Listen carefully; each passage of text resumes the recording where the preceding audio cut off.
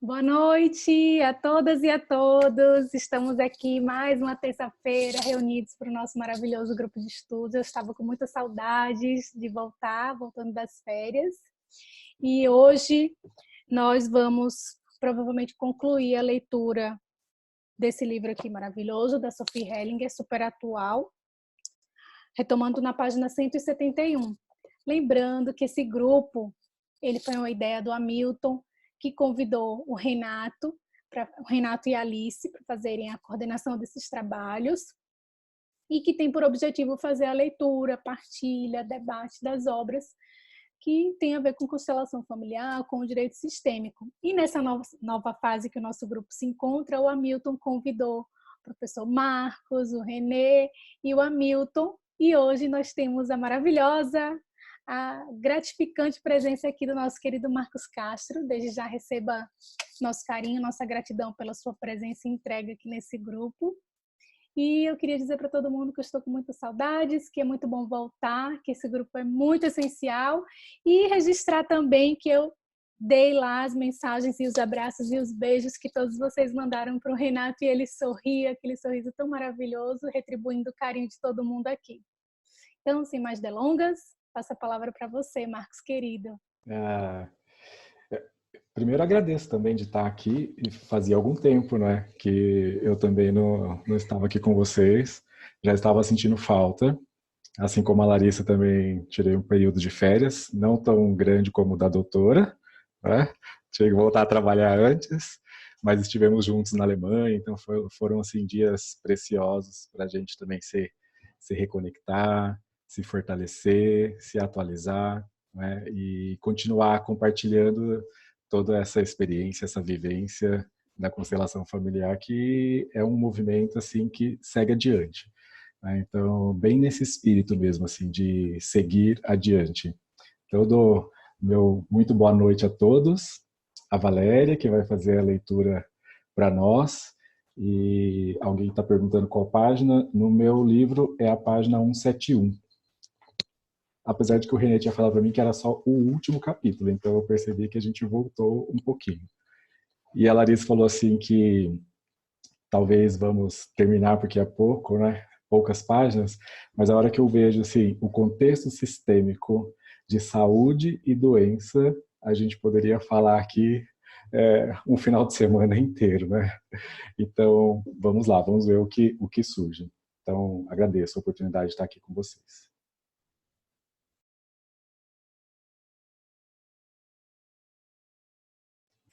Se a Valéria quiser começar a leitura, ou Larissa, se você quiser falar alguma coisa. Ok. Pode começar? O contexto sistêmico de saúde e doença. O impacto do sistema familiar sobre o corpo. No trabalho prático, observei que doenças frequentemente estão ligadas a algo que se originou na família. Observações mostram que quase todas as doenças crônicas ou até fatais, como o câncer, estão relacionadas a pessoas excluídas. Mais precisamente, as doenças olham para a pessoa excluída. Essa pessoa excluída é incorporada na doença. Nós nos comportamos em relação à doença exatamente como a família o fez em relação a essa pessoa excluída. Queremos nos livrar da doença e, portanto, fazemos o mesmo movimento pelo qual a pessoa foi excluída. Nosso sistema familiar é onipresente em nosso corpo. Quando falta algo no sistema familiar, algo falta no corpo também.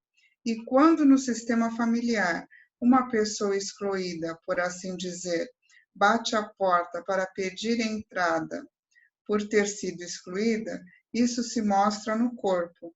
Ela bate a porta por meio de uma doença ou de um problema de saúde.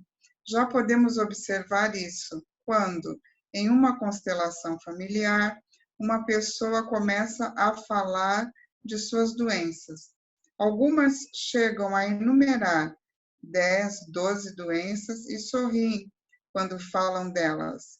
Elas estão conectadas às suas doenças com amor, ou mais precisamente, Através da doença, elas estão conectadas com o amor às pessoas excluídas. Contexto temporal. O contexto temporal entre uma doença e uma pessoa excluída pode remontar a muitas gerações. Uma doença também pode estar relacionada a uma criança abortada. Nesse caso, a causa está bem próxima. Também pode estar ligada a um filho abortado da própria mãe. Então, a causa está mais distante. O evento causador de certas doenças, como a esquizofrenia, pode remontar a 5 ou 6 gerações. Quadros clínicos, esquizofrenia. Com base na minha experiência, a esquizofrenia não é uma doença, mas um problema sistêmico grave. Nós somente a encontramos em famílias em que houve um assassinato. O assassino e a vítima pertencem à mesma família. Há certas exceções, por exemplo, uma pessoa próxima à família, como um antigo parceiro.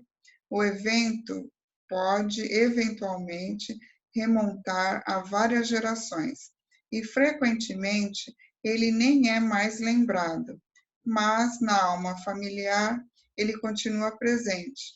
A constelação o traz à tona. A esquizofrenia se forma porque alguém precisa representar simultaneamente o assassino e a vítima. Ambos foram excluídos.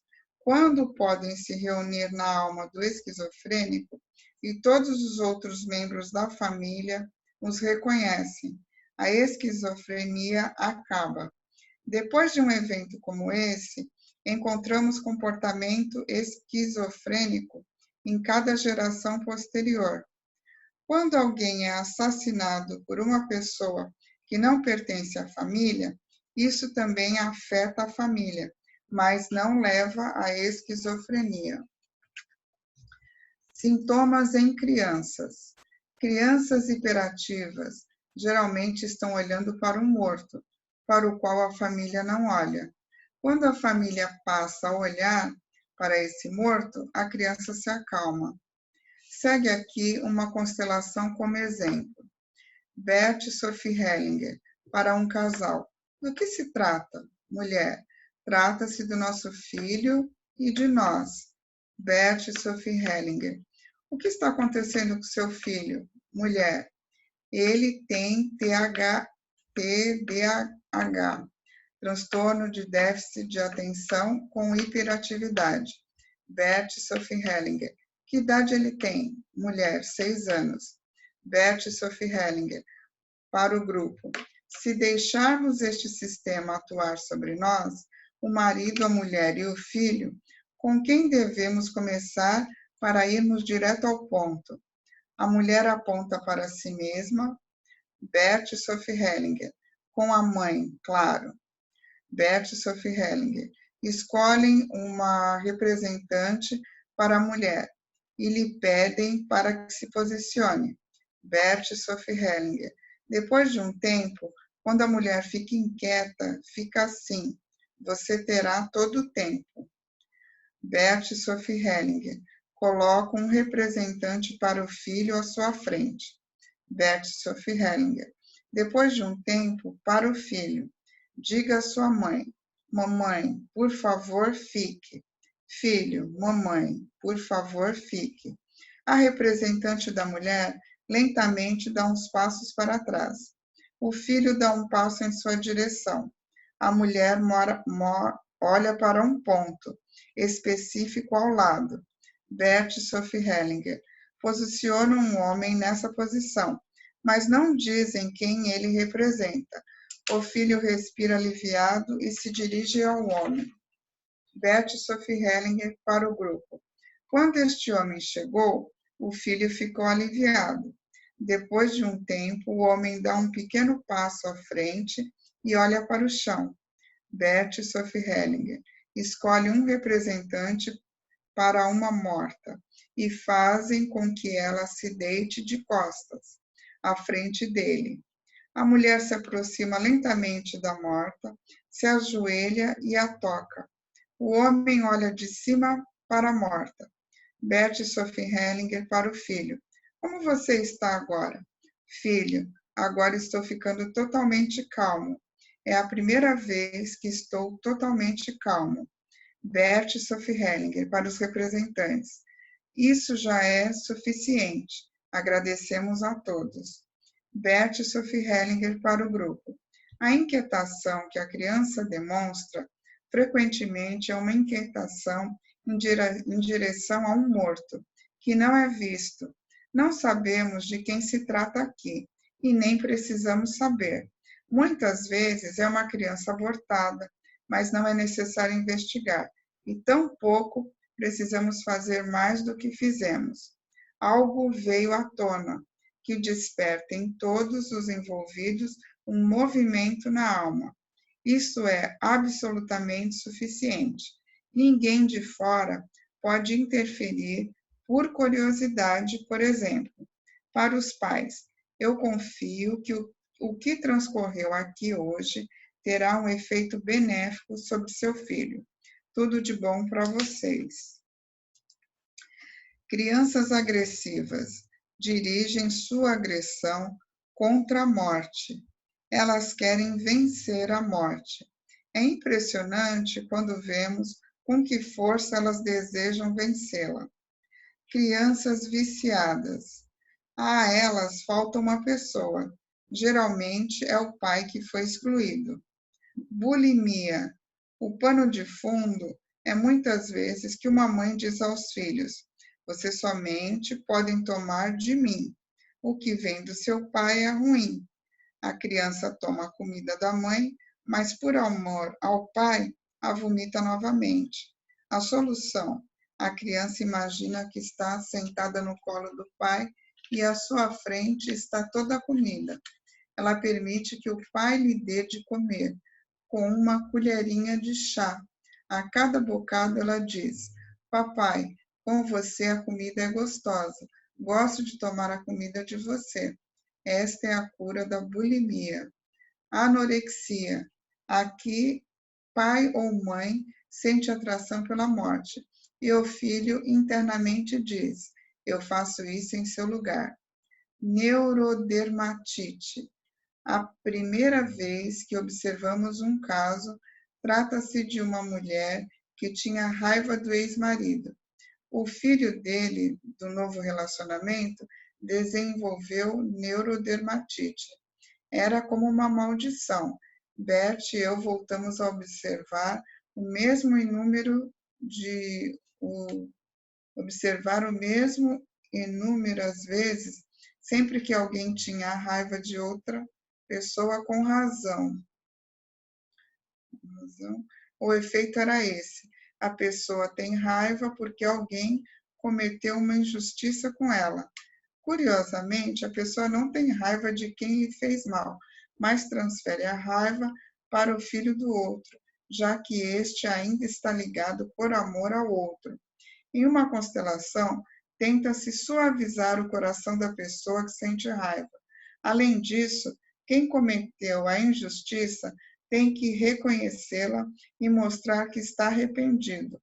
No caso de um antigo parceiro, é benéfico quando ele diz à ex-mulher: por favor, olhe com bons olhos para meu filho e minha nova mulher. Isso suaviza o coração daqueles que têm raiva e o futuro de todos fica livre. Aí... Ok, vamos parar um pouquinho então, Valéria, e vamos fazer uma observação geral, não é, aqui nesse começo. Bom, a Sophie coloca aqui alguns casos que são assim indicativos gerais, não é, já vistos em constelações, então com relação à esquizofrenia, com relação a alguns sintomas em crianças, né, anorexia, tudo mais. Eu quero só deixar assim essa parte bem clara, que nós sempre temos que ver isso, de que forma atua naquele sistema familiar próprio. Tá? Para não ficar como uma receita, não, isso já é assim e ponto. Porque podem ter algumas variações dentro daquele sistema familiar. Então, por exemplo, já há muito tempo a esquizofrenia, nós falamos, né, quando a pessoa tem dentro de si, né, como se a vítima e o assassino estivesse na cabeça da pessoa o tempo todo. E ora ele tivesse que olhar para a vítima, ora ele tivesse que olhar para o assassino. Então, isso ficaria essa confusão mental o tempo todo. E quando é que, então, essa pessoa encontra a paz? Quando essa vítima e esse perpetrador, esse assassino, podem se reencontrar, podem se olhar, né? E também quando todos aqueles do sistema podem olhar para isso e reconhecer aquele evento e dar um lugar de respeito a todos. Então, muitas vezes, isso também está dentro do sistema, porque ainda existe um julgamento, ainda existe uma repreensão. Então, vítima e assassino, eles não conseguem ter paz. E assim, dentro da cabeça dessa pessoa, a esquizofrenia aumenta. E tanto que isso se repete de geração em geração. Então, primeiro, assim, cuidado quando fazemos afirmações tão claras de que tal sintoma representa exatamente isso. Tá? Então, aqui são indicativos gerais. Eu só queria colocar isso. E quando ela traz aqui o contexto sistêmico, é justamente isso, né? Então, a gente olhar para todo esse sistema e como é que a doença atua nesse sistema. Porque, assim, o que nós temos que entender, assim, internalizar, é que essa doença, ela traz uma mensagem do sistema. Ela traz uma mensagem para esse sistema. Então, tantas e tantas vezes, quando a doença chega, as pessoas querem o que elas querem se livrar imediatamente da doença. Não é? Então, eu vou tomar, talvez, um medicamento, eu vou fazer de tudo para me livrar dela o mais rápido possível. E eu não olho para tudo aquilo que a doença quer me mostrar.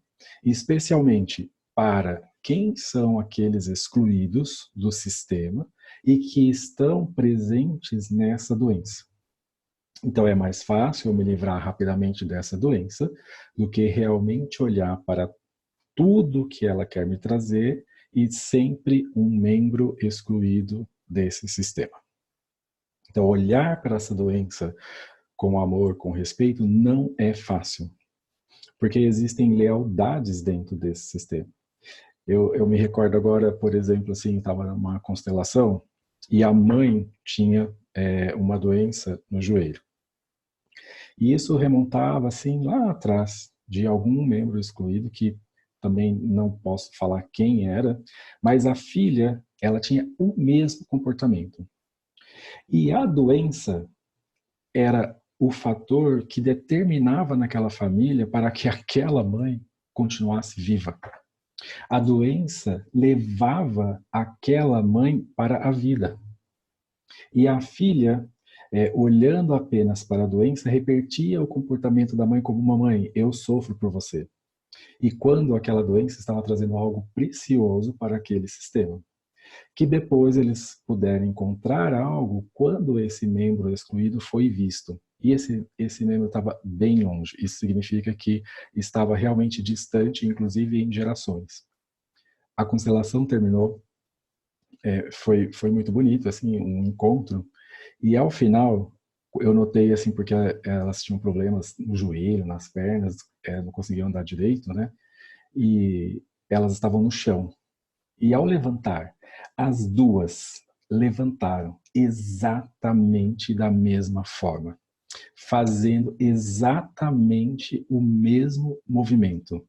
Sabe, o movimento da mãe de levantar foi o mesmo movimento da filha. E a mãe, quando reconheceu e conseguiu olhar para a doença, o rosto dela se iluminou.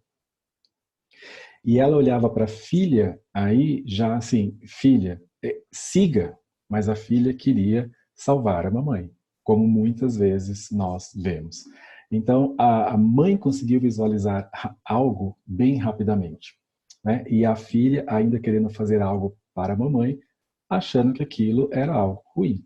Então, tantas e tantas vezes o que nós vemos aqui com relação aos filhos, às crianças, é que se colocam no lugar de salvar, né? Aquele lugar de salvador.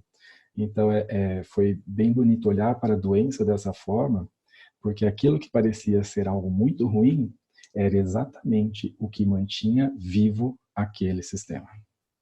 E a doença, ela fazia assim, ela empurrava a mãe para a vida. E essa é uma imagem totalmente diferente daquilo que normalmente somos apresentados como doença. Algo ruim e que deve ser evitado ou retirado o mais rápido possível de nós. Então, assim, por isso que eu digo, temos que olhar sempre de forma bastante específica para cada sistema. Bom, a Sophie fala, né? Quando faltava algo no nosso sistema, o nosso corpo aponta. O nosso corpo fala. Eu sempre digo isso, o nosso corpo fala o tempo todo. Né? Ele vai emitindo sinais para nós. Só que nem sempre vemos, ouvimos esses sinais. Mas o corpo está a todo momento dizendo para nós, né? Por onde ir, por onde seguir, aonde devemos parar, né? Em que ponto devemos parar. E muitas vezes ignoramos essas mensagens. E aí elas podem sim se somatizar e vêm essas doenças. E muitas vezes doenças que se tornam doenças graves. Né? Alguém tem alguma pergunta sobre, assim, para eu saber o direcionamento aqui? Sim. Alguma dúvida? O Xavier, o Xavier, ele fez um comentário aqui, logo que você tocou no assunto, né, na ponderação que você fez no comecinho ali. Eu estou vendo que ele está aqui, não sei se ele consegue abrir o microfone, mas ele perguntou assim no chat, não é linear, seria isso? Xavier, não sei se você consegue abrir seu microfone para talvez fazer o questionamento. Boa noite, estão me ouvindo? Sim, boa noite. Bom, quando se fala, né, até o Marcos ele falou sobre isso, né? A gente lê o livro de Hellinger, muitas vezes vê lá um sintoma e nós temos às vezes o costume de já ligar, né? Então eu tenho isso aqui, eu tenho este problema, eu tenho essa dificuldade, então significa isso. Então a minha pergunta seria, então não é linear, a cada sintoma ela está num contexto de um sistema daquele indivíduo, seria isso, Marcos? Isso, Xavier, é bem isso, assim, olha, o cuidado que eu sempre tenho de deixar essa mensagem, não tem essa receita de bolo, essa receita pronta. Eu tenho dor no cotovelo, significa isso, eu tenho dor na barriga, significa aquilo, eu tenho, né, dor de cabeça, significa isso. Porque, assim, existem, como eu disse, indicativos gerais. Mesmo uma esquizofrenia, que tantas e tantas vezes já vimos nas constelações, que envolve, né, um assassino, vítima, ela pode trazer algo a mais dentro daquele sistema. Então, assim, olhar fenomenologicamente, a gente sempre fala isso, né? Então, observar como a constelação familiar, através da fenomenologia e observar aquele fenômeno próprio que se expressa dentro daquele sistema. Então, muitas vezes você perguntava para o Bert assim, ô Bert, mas você disse isso ontem. Ah, é? Eu disse isso ontem? Isso valeu para ontem. Hoje já é diferente. E isso valeu talvez somente para aquela pessoa, para aquele sistema, para aquela família. Então, não pegar essas compreensões como se fossem compreensões estanques, compreensões assim que estão em estruturas fechadas, porque a constelação familiar, ela é algo que está sempre em movimento, sempre em movimento. Então, é muito difícil você fazer um diagnóstico preciso, dizer assim, olha, se você sente isso, será sempre aquilo. Eu não me arrisco a fazer isso. Eu levo a experiência de algo que já foi vivenciado, mas olho ainda com todo respeito, com todo carinho, com todo amor para aquele sistema específico, sem já ter aquela imagem pré-concebida do que se trata. Isso não é constelação. Quando eu vou para uma constelação, o constelador, com uma imagem já feita em mim do que é a felicidade ou do que seja a cura para aquele sistema, isso não é a constelação familiar da forma com que o Bert Hellinger deixou para nós. Especialmente quando falamos então assim das novas constelações, onde o constelador interfere cada vez menos e deixa que os movimentos se mostrem por si mesmos, né? Com a força que vem da alma, do espírito por si mesmo. Então, Xavier, obrigado por você trazer isso. E realmente, assim, não é linear e sempre temos que olhar qual é o presente, qual é a mensagem que aquele sintoma, que aquela doença traz para aquele sistema.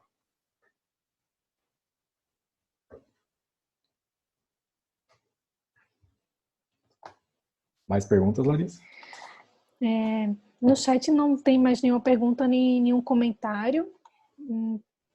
Não estou vendo também ninguém no momento com a mão levantada. Eu fiquei com uma dúvida no texto, mas eu acho que é uma dificuldade de interpretação minha, talvez. Vamos ver se é onde eu fiquei também. Tá. É na página 172, quando ele fala aqui no penúltimo parágrafo sobre a esquizofrenia. A frase que me deixou na dúvida foi: depois de um evento como esse, encontramos comportamento esquizofrênico em todas as gerações. Peraí que a redação no meu está um pouquinho diferente. Quer que eu leia o parágrafo? Depois de um evento como esse, encontramos comportamento esquizofrênico em todas as gerações. Sim.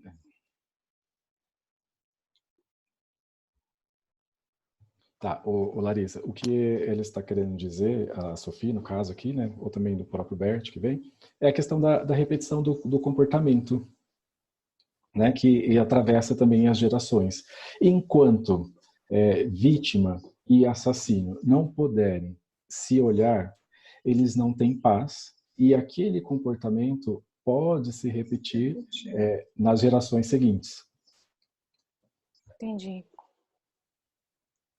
Talvez essa frase ficou um pouco deslocada no parágrafo, né? Assim, porque ela no começo. Leia o parágrafo inteiro aí. A esquizofrenia aparece porque alguém precisa representar simultaneamente o assassino e a vítima. Ambos foram excluídos. Quando podem se reunir na alma do esquizofrênico e todos os outros membros da família os reconhecem, a esquizofrenia acaba. Depois de um evento como esse, encontramos comportamento esquizofrênico em todas as gerações. Aí, para mim, ficou um pouco desconectada, né, esse final. Deu a impressão de que, assim, mesmo depois de reconhecido aquele evento, a esquizofrenia ainda permanece nas demais gerações, né? Isso, acho que foi essa dúvida. Isso. Tá, mas então eu entendi que enquanto não for reconhecido que vítima e assassino não tiverem esse espaço, isso vai sendo repassado. Ótimo, obrigada pelo esclarecimento. Obrigado. A Marili está com a mão levantada aqui.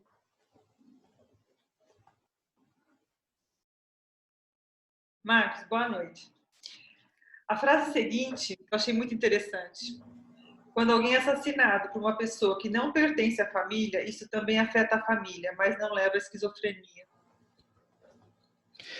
Então, isso ela está descrevendo observações de constelações. E aqui entra naquilo que eu falei também, assim, não é? Dessa questão que o Xavier trouxe. Olha, não vamos olhar para isso de uma forma linear.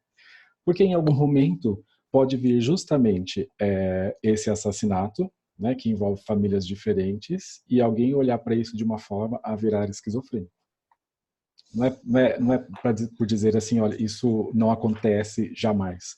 Agora, das observações, o que a gente vê e que pode ser afirmado com relação à esquizofrenia é que existe um assassinato dentro da família. Independente de ser pessoas da mesma família. Isso. Entre eles. Dentro da família, né? Eu não entendi direito. Dentro da família... A vítima e o assassino, membros da mesma família. Isso. Esse é o indicativo geral, tá? Esse é o indicativo geral. E aí ela está colocando aqui, olha, percebemos que quando ocorrem assassinatos em famílias distintas, isso geralmente não leva à esquizofrenia. Uhum. Tem uma colocação da Sofia, eu não sei aonde que eu vi isso, eu não me lembro agora, tá? Onde ela fala que o câncer também está ligado à não aceitação de si próprio. Não me engano, foi no Congresso Internacional. O câncer, assim, é ligado a uma negação. Né? Então, assim, eu rejeito algo. né? O meu corpo, ele acaba ficando assim, sem esse controle, porque é uma célula querendo matar a outra, né? Uma célula rejeitando a outra. Então, assim, essa rejeição que se mostra dentro do próprio corpo. Porém, assim, não significa eu não me aceito apenas e tão somente. Isso tem muitas variações. Eu já vi constelação com o Bert, por exemplo, em que o câncer estava ligado à pessoa ter que reverenciar o seu pai. Ela excluía e não aceitava o seu pai. E ela preferia ficar com o câncer a reverenciar o pai. Uhum. Sim. Então, assim, sabe, essa rejeição e essa questão de como ele se manifesta dentro do corpo. Agora, pode também acontecer isso que você falou, né? Eu comigo mesmo. Tá. E aí entram também as doenças autoimunes, assim, né? Uhum. Obrigada, Marcos. Imagina. Crianças, ninguém tem dúvidas com as crianças? Ai, eu acho que talvez sim. Uhum. Criança autista com 4 anos e meio. Eu tive uma experiência esses dias, eu vou falar rapidamente. Eu conheci uma criança e eu fiz uma experiência. Era uma reuniãozinha e todo momento que ela chegava perto de mim, meu coração acelerava. Isso me chamou muita atenção. E é uma criança assim, dócil, linda, mas não falava. Sim. E como prosseguiu com você isso? Não, foi uma coisa muito rápida, porque era uma reuniãozinha social, né?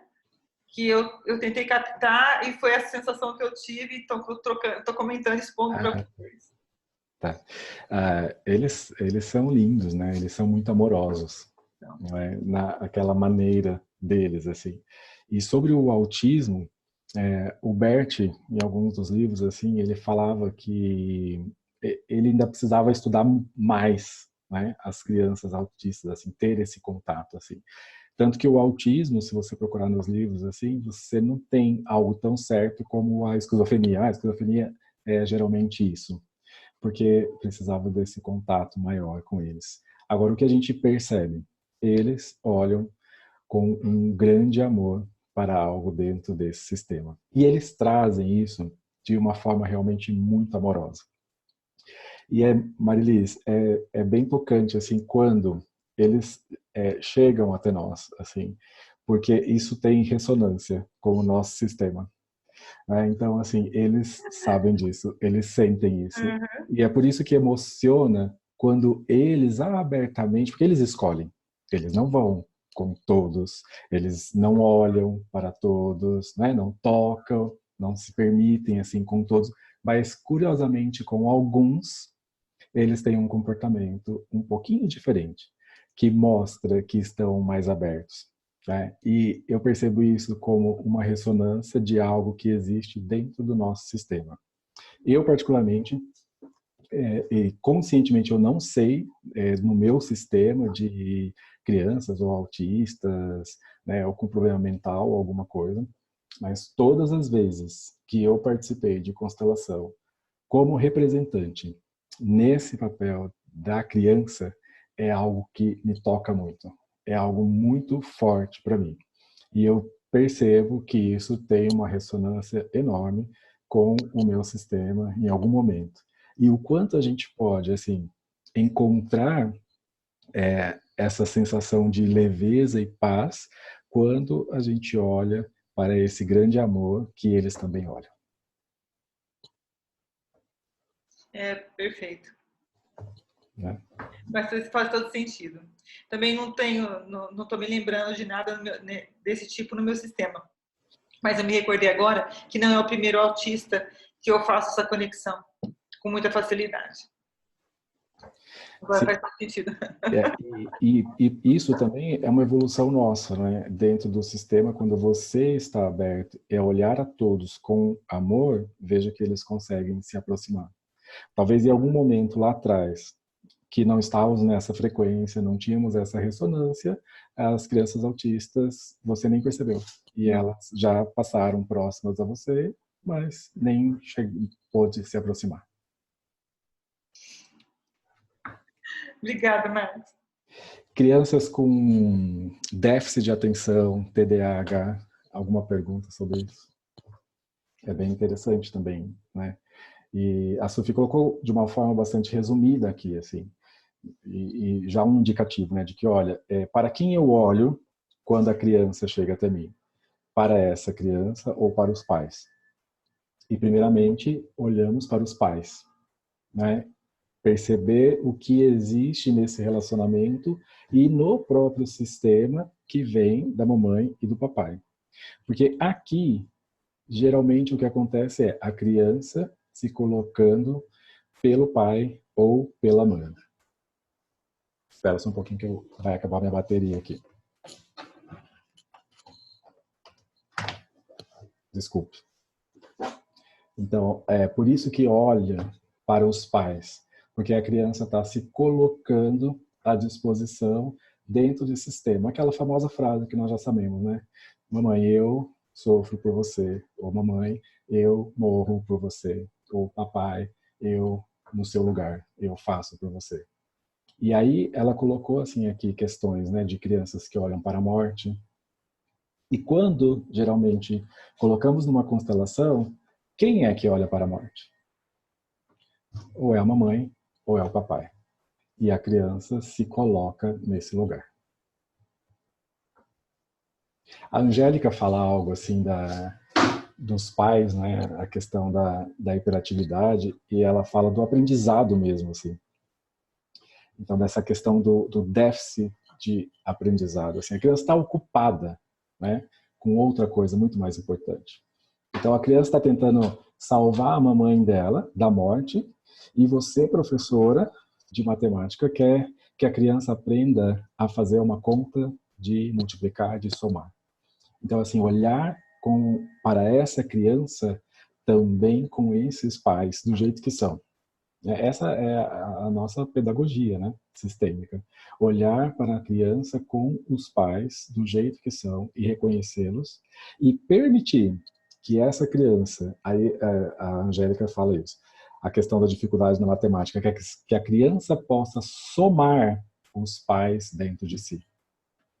Que as crianças possam ter papai e mamãe somados, ou seja, juntos dentro de si. Eu vejo quantas vezes nas escolas os professores, e assim, isso não tem nada a ver com bom, certo ou errado, sabe? Porque os professores querem fazer o bem, né? Eles julgam os pais. E aí na escola vem rótulos, vem diagnósticos, né? Vem isso. Esse tem déficit de atenção, esse tem déficit de atenção com hiperatividade, esse tem transtorno obsessivo, e vem esses rótulos. E a criança, ela está o tempo todo dizendo: por favor, me deixe que eu ame meus pais da maneira como eles são.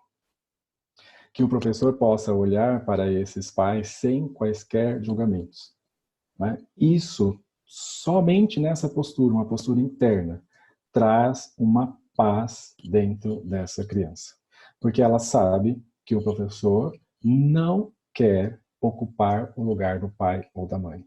O professor dá o suporte para essa criança, para que ela possa amar os pais do jeito que são. Faz toda a diferença. Eu tô vendo que a Marina tá com a mão levantada, Marcos. Boa noite. Depois de quantos meses eu tô vendo esse pessoal, né?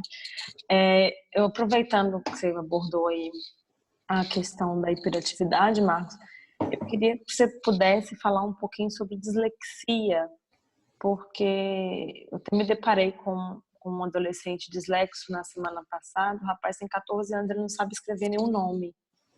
E assim, até tentamos orientar para buscar que ele está fora da escola, não quer estudar, porque todo mundo debocha, enfim. Então, nós estamos tentando buscar uma orientação, mas eu queria que você falasse um pouquinho sobre o olhar sistêmico, assim, para ver se nós conseguimos implementar mais algumas medidas em prol dele aqui. Sim.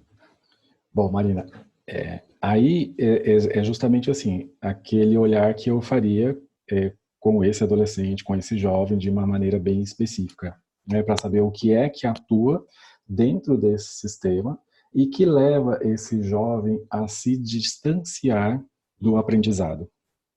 a se distanciar do conhecimento, do novo. Qual é o caminho do conhecimento? Aonde começa esse conhecimento? Não tem jeito. O começo desse conhecimento também está com os pais. Quando eu recebo também essa vida desses pais. E depois de receber a vida através desses pais, vem os primeiros erros. Vem, por exemplo, assim, eu começo como criança a aprender a andar, engatinhar. Esse é um caminho de conhecimento. É um caminho de erros que me levam ao sucesso. Aonde é que há um bloqueio nesse caminho do conhecimento? Aonde é que eu não posso, por exemplo, errar? Muita gente trava, porque em algum momento teve a imagem assim, você não pode errar. Aqui não se permite erros. E quando eu digo isso, é porque o erro, ele vem na frente desse sucesso. Eu erro e aprendo. Eu erro e cresço. Eu erro e vou adiante. Eu erro e vou além. Quando eu coloco isso como uma barreira, existe aquele movimento totalmente interrompido ali. E eu preciso retornar lá atrás, fazer esse caminho do conhecimento. E é bem legal falar isso sobre o caminho do conhecimento, porque muitas pessoas, nós vamos falar assim de renovação, inovação e grandes empresas, e o caminho do conhecimento está aí.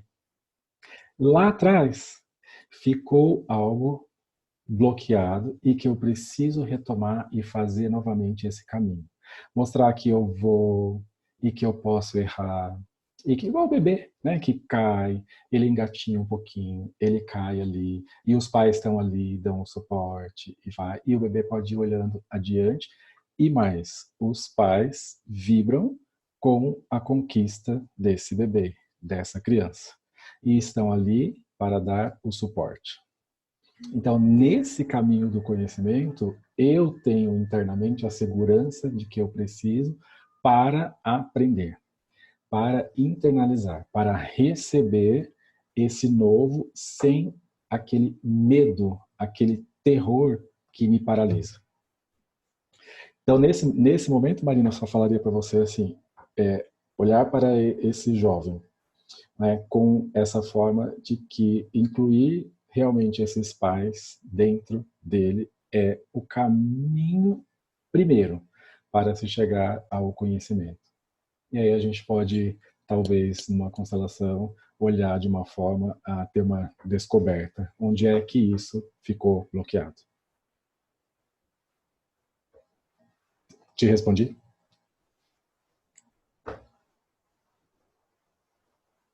Marilis, quer perguntar? Tô sempre perguntando, viu? Acho que o grupo nem me aguenta mais. Minha cabeça fica assim, ó. Mas você falou em empresa. Quando um empresário olha isso, eu fiquei com a imagem dele respondendo para você assim, minha fantasia, tá? Olha, Marcos, aqui eu tô em jogo não sei quantos milhões de dólares, e você me vem com essa história de conhecimento, de aprender, e como é que vai ser isso? Na hora me vê essa... Muito legal, muito bom você trazer isso, assim. Essa é uma imagem que você trouxe. Porque também temos essa imagem, né? Nossa, grandes empresários, não é? Eles querem o quê? Algo técnico.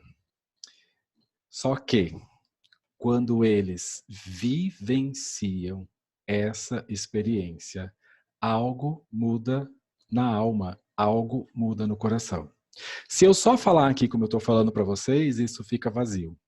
Quando eu coloco isso dentro do campo e ele pode ter essa experiência, e ele vai ver o quanto isso traz força. Porque isso traz uma força para seguir adiante.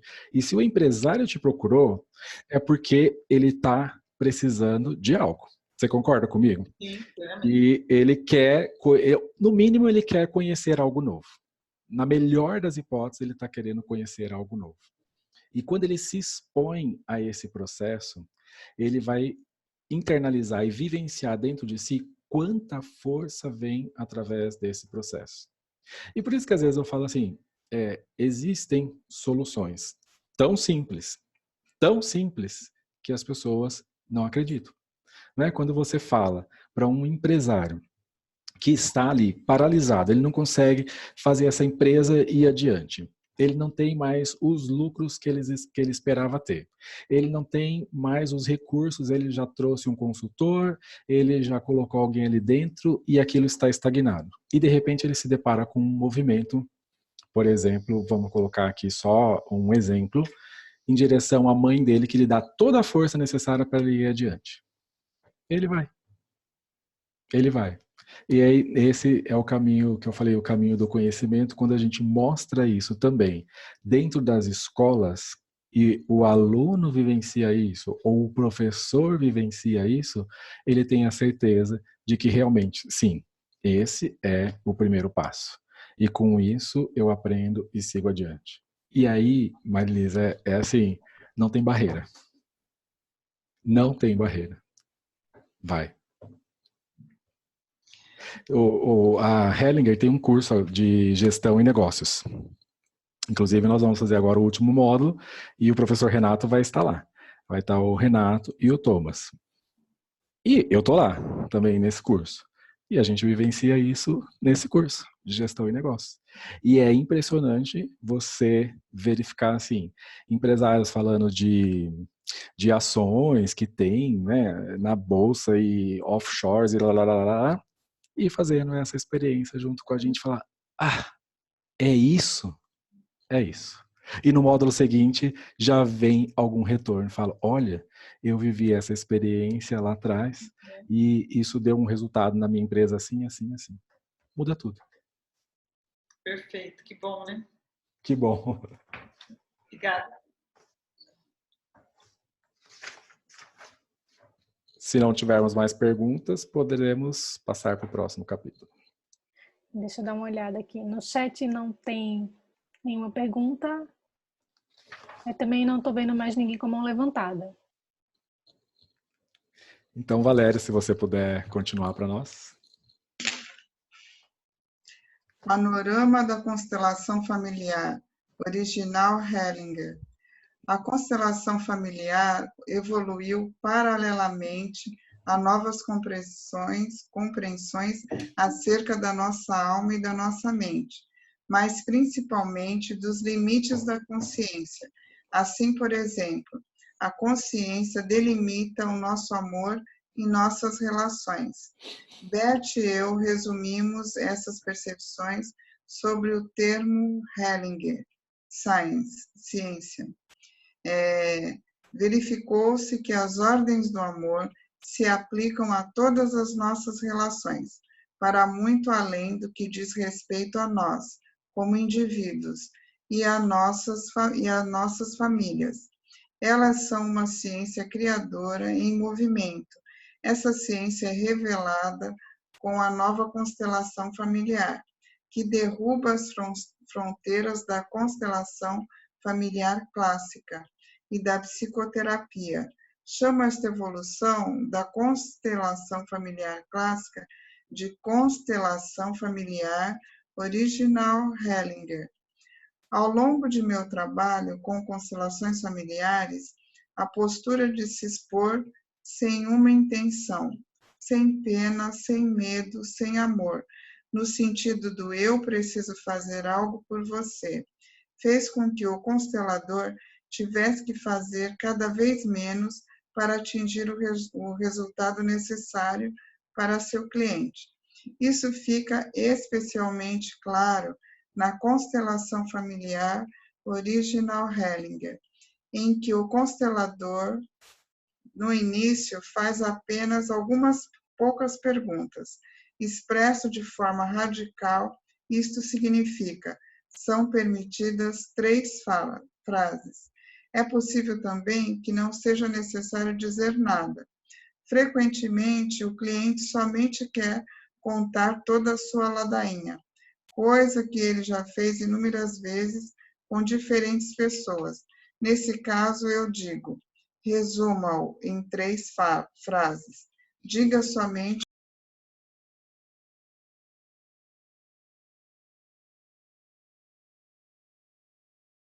Valéria, seu microfone foi desligado. Você consegue retomar? Desculpa, Imagina. apertei sem querer. Somente os acontecimentos na família, nada mais. Talvez ele comece com: eu quero me desenvolver, então eu digo, esta foi sua primeira frase, você ainda tem duas. Quem sabe na terceira frase realmente sai algo importante.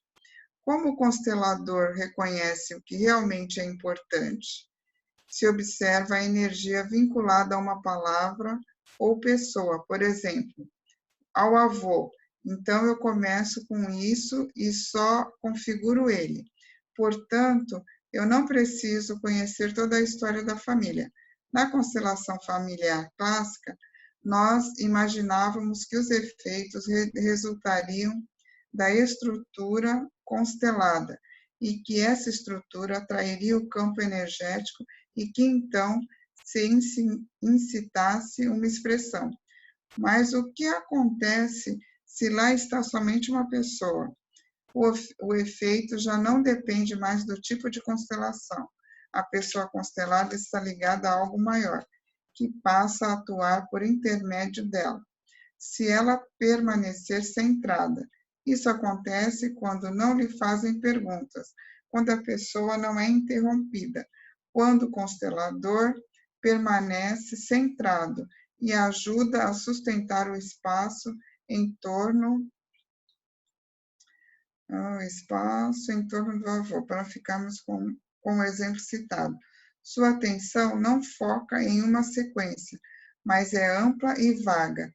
Nisto é importante que o representante, que nada sabe sobre o cliente, se deixe levar pelo movimento interno e se apodera dele por dentro e por fora. Ele se sente como um médium, tomado e movido por outra força.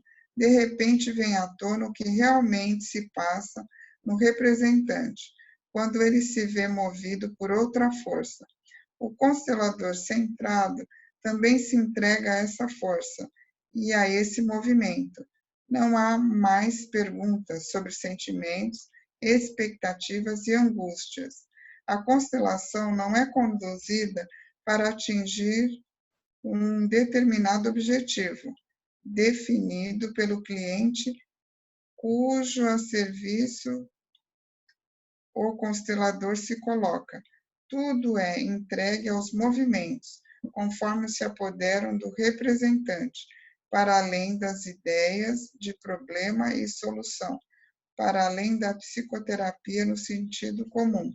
De repente, o movimento se toma conta do todo, e a constelação inicial de apenas uma pessoa desenvolve-se pouco a pouco em um retrato de família, que não se teria obtido com uma anamnese, já que o cliente não tinha consciência. Desta forma, a constelação traz à luz o que estava oculto, e isto tem força. Isto prova como, com contenção, em pouco tempo, podemos alcançar muito mais do que a constelação familiar clássica. O que ou quem conduz na constelação familiar original Hellinger?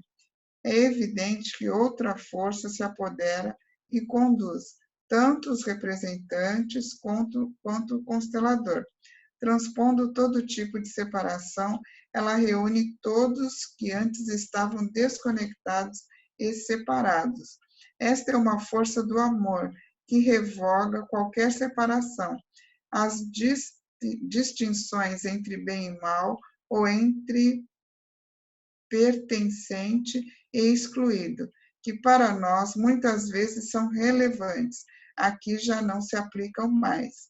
Os críticos da constelação familiar original Hellinger atacam o movimento, que nos permite aprender um todo maior para além dos limites da consciência.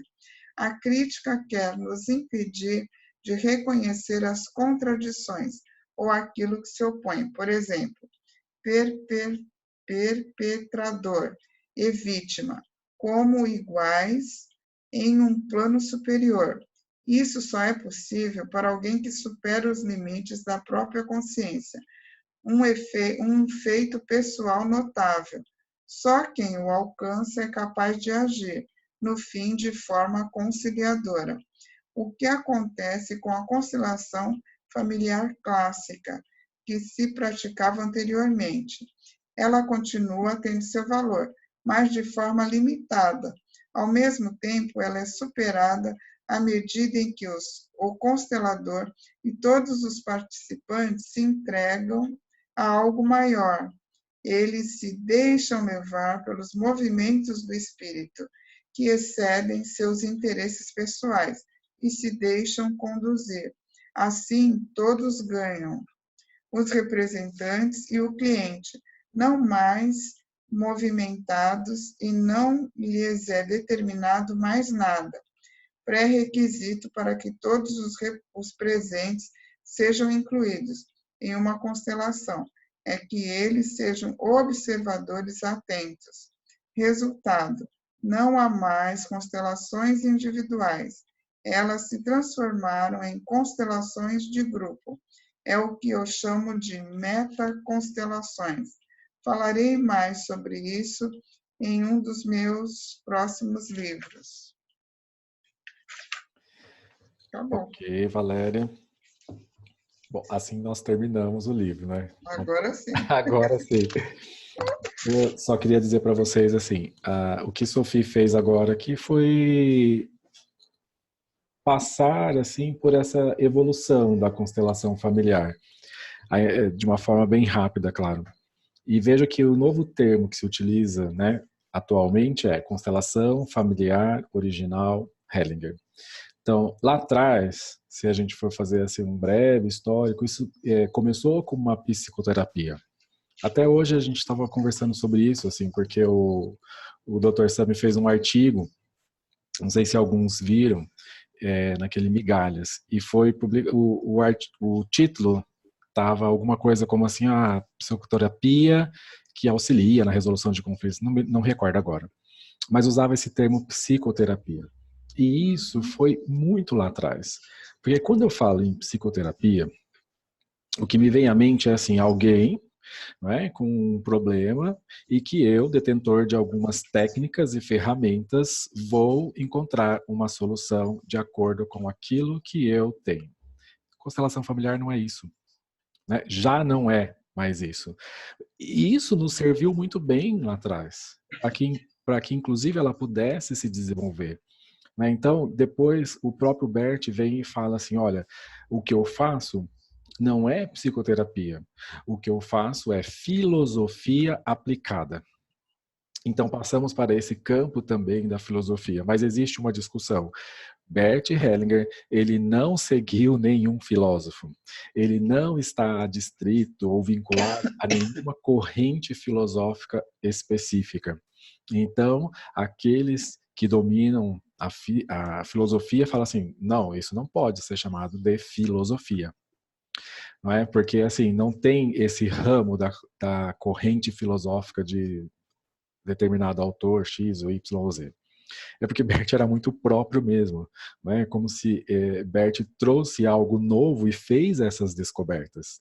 Então, mesmo quando eu falo em filosofia, não é bem isso. E agora, a Sophie, já há algum tempo, vem trazendo esse termo, né? Constelação familiar original Hellinger. Qual é a importância dessa evolução?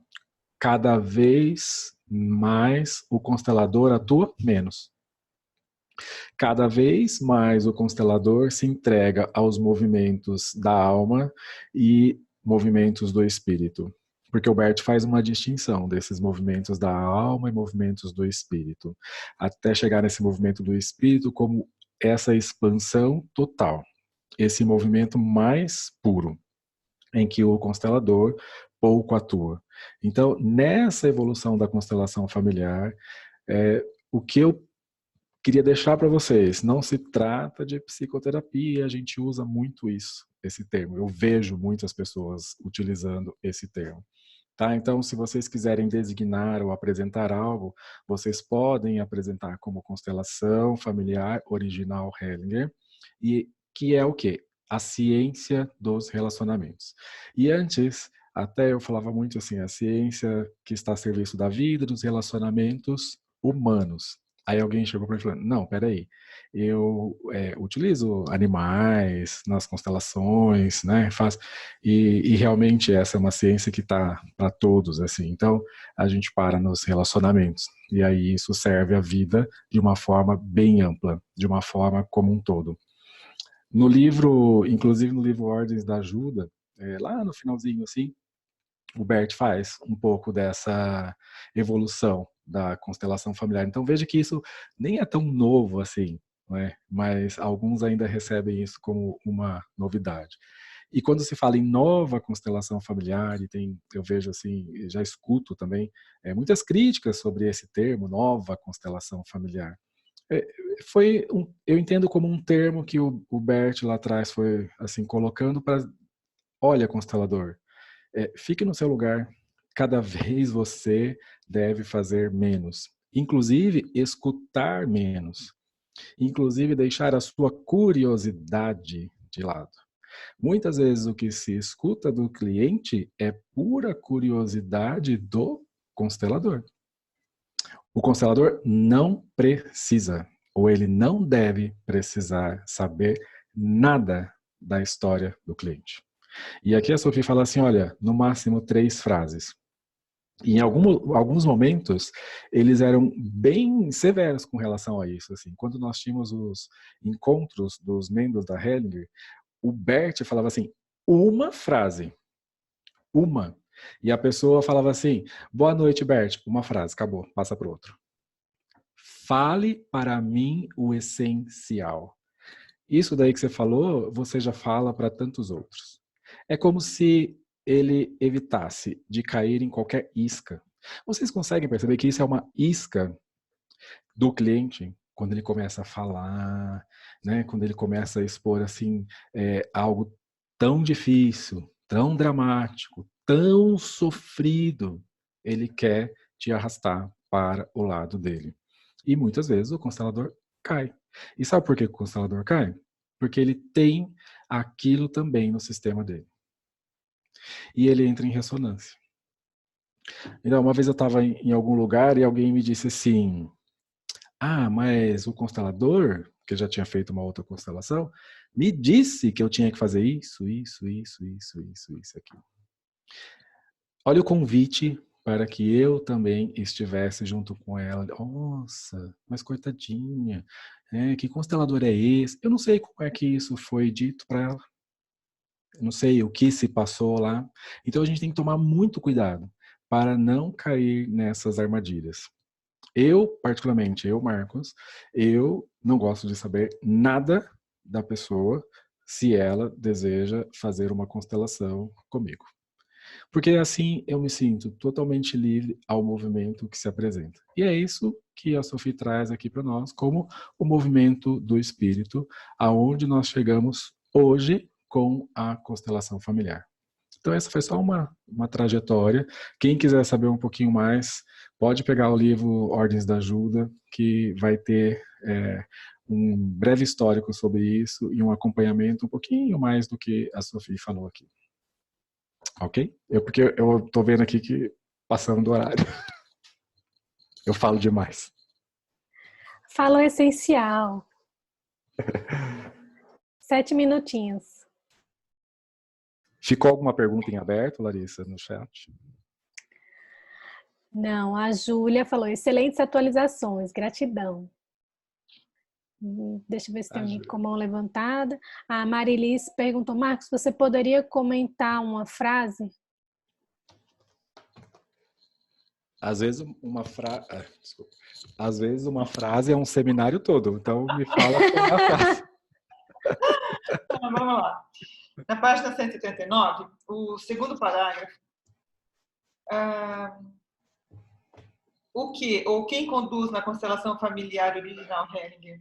É evidente que outra força que se apodera e conduz tanto os representantes quanto o constelador. Transpondo todo tipo de separação, ela reúne todos os que antes estavam desconectados e separados. Então, eu fiquei atenta a essa força. Que bom que você ficou atenta a essa força, porque essa é a força. E é justamente assim, a força não está em mim. Não sou eu que faço algo com algum conhecimento técnico. Eu que me deixo ser levado também, assim como os representantes são, e conduzidos por essa força maior. Aí alguém vai, mas que força é essa? O que é isso? Eu falo sempre assim, eu não entro nesse aspecto. Porque já teve gente que falou assim, eu já sei, isso aí é o Espírito Santo. Eu já sei, isso aí é Deus. Isso, né? E aquilo que a pessoa acredita, ela tem um nome. Então, assim, o Hellinger lá atrás chamava assim, olha, ele já chamou de força eterna superior. Esse foi um termo uma vez que eu estive junto com ele, e numa experiência muito bonita. E ele falava muito dessa força eterna superior. E ele já disse de movimento original. Tudo caminha e chega nesse movimento original criativo. Que esse movimento original criativo, ele está, então, sempre em movimento e por isso ele é criativo. Então, isso fica de uma forma mais científica, né? Para não trazer para o campo das crenças e religiões. Nós não precisamos, assim, que alguém acredite. Eu falo, gente, você não precisa acreditar na constelação familiar. Né? Ela não envolve essa crença que, peraí, se eu não sei ou se eu não acredito, isso não atua sobre mim. Não, isso atua sobre todos nós.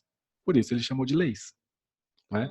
Então podemos falar movimento original criativo, ou então, se quiser de uma forma mais romântica, para aqueles que preferem ordens do amor, fonte eterna superior.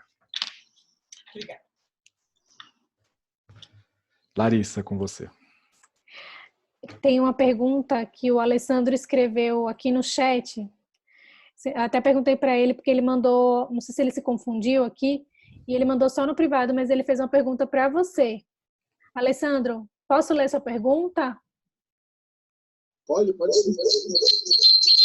Ih, deu microfonia.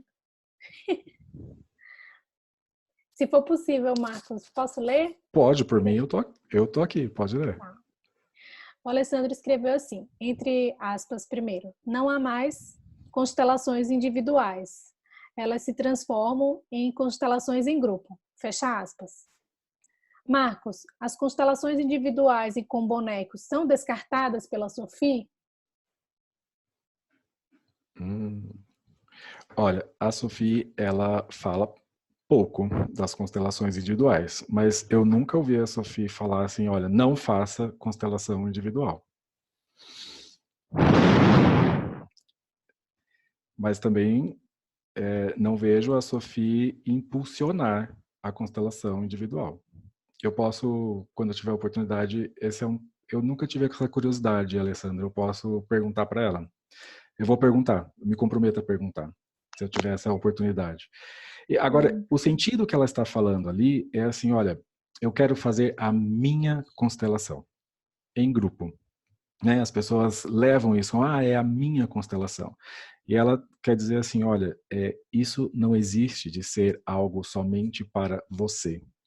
Né? Porque nessa constelação, também aqueles que estão ali observando participam ativamente da constelação. E nesse sentido, a constelação nunca é de um só. O Berto já falava isso lá atrás. Constelação familiar nunca é de apenas uma só pessoa. E para quem estuda a física quântica, vai ver a experiência do observador e daquilo que é observado. Como eles interagem e interferem entre si, o observador. Então, aquele que está como espectador e tem essa observação atenta, ele também entra dentro da própria experiência e ele atua na própria experiência. Isso está lá na física quântica. E aí, nesse sentido, eu não estou fazendo uma constelação de uma pessoa apenas e tão somente. Eu estou ali disponível e o movimento está disponível para todos aqueles que estão ali. E, claro, para aqueles que estão ali e vai muito além disso também, né? Porque esse ano, por exemplo, a gente esteve na Alemanha com o Rupert Sheldrake, ele deu uma palestra e ele falou muito sobre ressonância. e experimentos e experiências que ele faz de ressonância.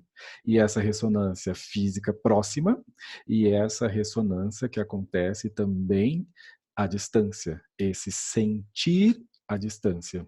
Então, isso não tem limite. E é nesse sentido que ela está falando aqui, tá, Alessandro? Mas assim que eu tiver uma oportunidade de perguntar algo especificamente sobre a constelação individual, e eu adianto para você que ela não é contra, porque se ela fosse contra, não teria um módulo dentro da formação Hellinger de constelação individual, e nós temos esse módulo dentro da formação Hellinger, mas até eu gostaria de ouvir um pouco mais da Sophie sobre isso. E aí eu pergunto e em algum momento eu te dou esse retorno. Tudo bem?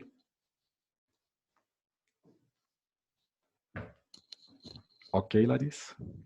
Ok.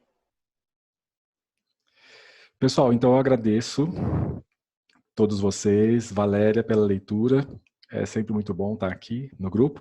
Nós terminamos o livro da Sophie, não começamos o livro Olhando para a Alma das Crianças. Esse livro é muito legal. É bem gostoso assim, porque o Bert, ele tinha um carinho muito especial com as crianças. Uhum. E lá atrás, o Bert fazia seminários que chamava assim Pais e Filhos, né? E que as crianças participavam desses seminários assim.